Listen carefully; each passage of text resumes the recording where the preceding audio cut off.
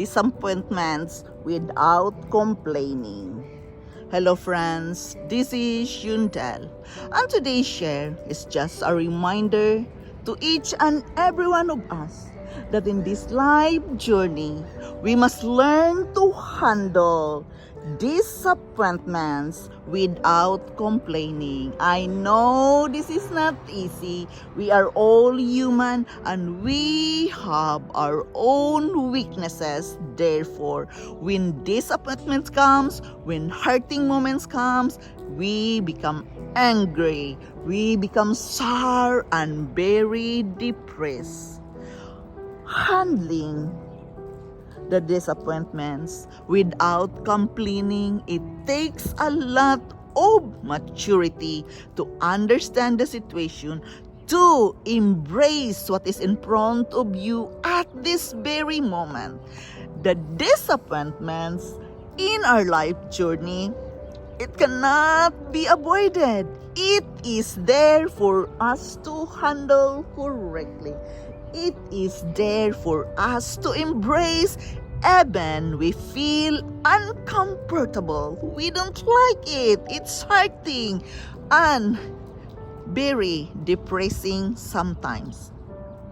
To handle the disappointments without complaining, if you really believe in God and understand life as it is, it becomes easier for you to handle these things. Because He says that He is with us all the time. God said He is with us, and no matter what, He is working in our life for our own behalf. We must understand that when we pass these disappointments moments, this is a test. Something is deposited inside that nothing can take away that disappointment. It comes and goes. All you have to do is to trust God. Trust the process. Have confidence knowing that it can be developed only by going through the fire of affliction. Learn that God is not as interested in changing any circumstances, any disappointments. He will not change that, but He is going to change you. Therefore, you have to be aware your feelings, watch out your words, watch out your actions. He is going to change you and not the circumstances and not the situation right now when you are having difficulty. Where you are today is not nearly as important of who you are becoming. While God is changing the where, allow Him to change the who of who you are. God put us in the furnace to refine us, to take out the impurities, the selfishness, impatience, anger, resentment, and disappointments.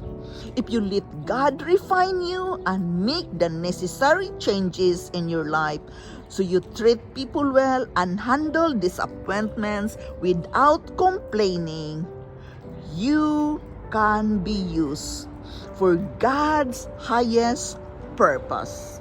We must have a purpose in this life, and God knows what is the right purpose for you. He will refine our life with fire and using us the pressure of changes to make us stronger and grow our character. We must pass the test of our faith. That passing the test is very important. It prepares us to overcome and persevere and go higher and increase. Believe that we are coming out better when we pass the test of disappointments. Know that disappointments, hurting moments in our life journey, it's just a test we have to pass.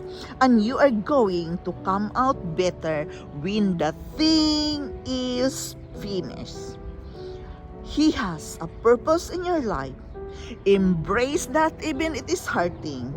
Remember always that the circumstances we cannot change. We have to embrace it and face it and accept it. All God is doing here is going to change you. So be aware of your feelings, your thoughts, your mindset.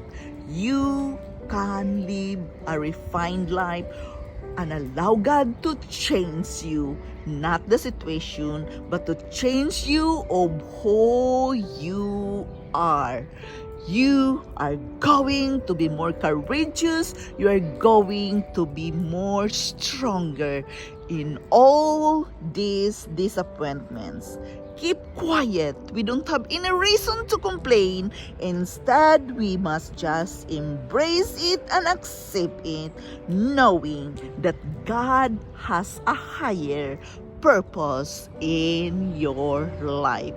This is Yundel. Thank you for listening. Thank you for dropping here in my channel. I am very grateful to each and every one of you. I love you all and bye-bye.